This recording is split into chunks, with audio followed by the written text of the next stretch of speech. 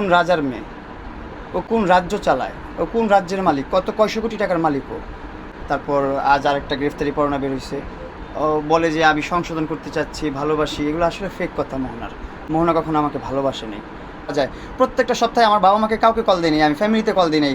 আমি শুধু মোহনার সাথে 10টা মিনিট কথা বলছি, পুরোপুরি 10 মিনিট মোহনার সাথে কথা বলছি যে যান যা হয়েছে ভুল হয়েছে, এটার মধ্যে থার্ড পার্সন আছে, অনেক কিছু ইনক্লুডেড আছে।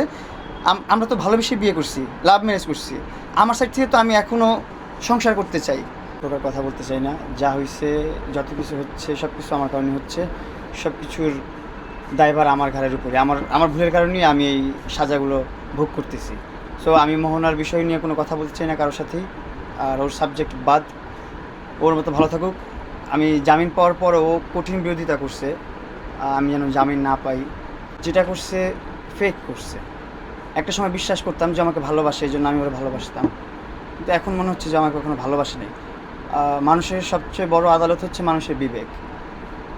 আর আমি তোরা ভালোবাসি মন থেকে। ওর সাথে আমার কোনো স্বার্থ ছিল না।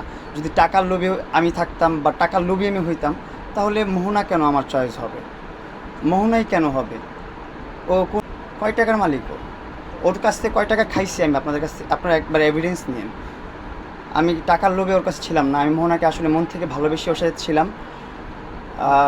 ইভেন ও এত কঠিন প্রতিশোধ নিছে বা সাজা দিছে আমাকে, যাই বলি কম হবে না, যেটাই বলবো বেশি হবে। অনেক করছে। তারপরও আমি জামিন পাওয়ার পর আমি ওরে ফোন দিছি, আমার ফোন ধরে নাই।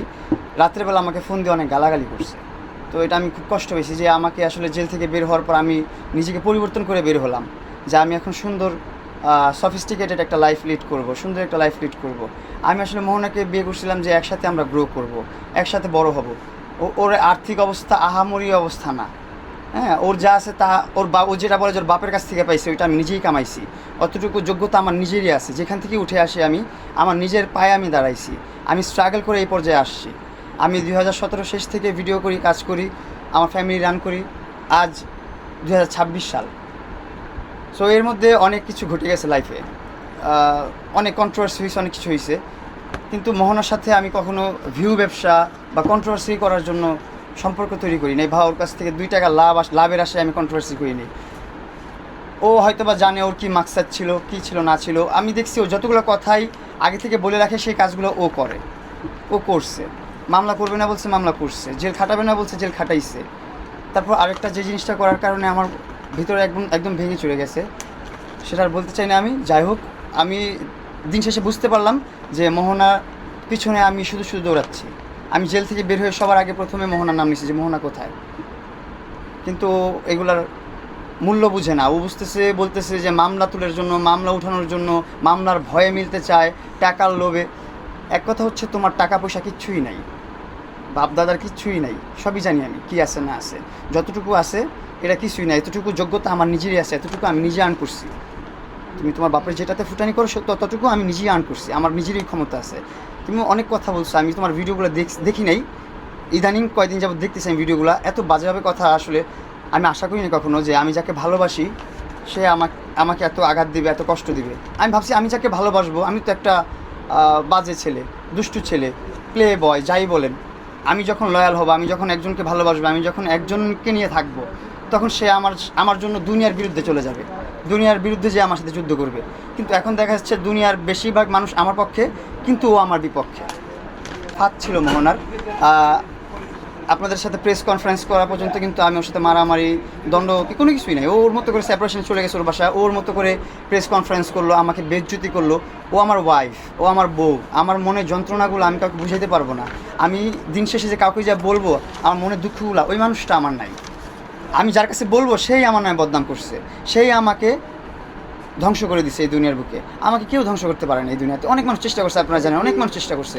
এর চেয়ে ভয়ঙ্কর মামলা দিচ্ছে, আমি নাকি মামলা ভয় পাই। এর আগে 5-6টা মামলা আমার নামে চলতেছে। মোহনা কয়টা মামলা করছে? 3টা মামলা করছে মোহনা আমার নামে। এর আগে থেকে আমার নামে 6টা মামলা চলতেছে। আমি মামলা টামলা ডরাই না। পুরুষ মানুষের জন্যই জেলখানা।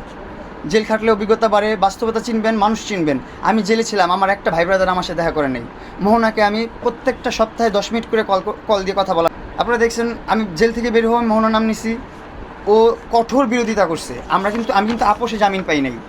আমি যতবার জামিন চাইছি আদালতের কাছে, ততবার ও বিরোধিতা করছে, ততবার আমার নেশা করার ভিডিও, মারধরের ভিডিও, ছবি, এটা ওইটা সেটা এভিডেন্স দিয়ে আমার জামিনগুলো বারবার বাতিল করাইছে।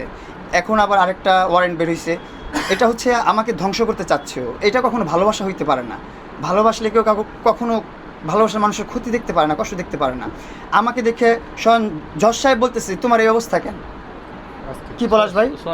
সরাসরি জজ সাহেব বলতেছে তোমার এই অবস্থা কেন, এই হাল কেন তোমার? আমি তো এরকম ছিলাম না, আমি মামুন তো এরকম ছিলাম না। আমি তো ভালোবেসে ধ্বংস হয়ে গেছি। আমি আসলে পাগল ছিলাম, বেঈমান না।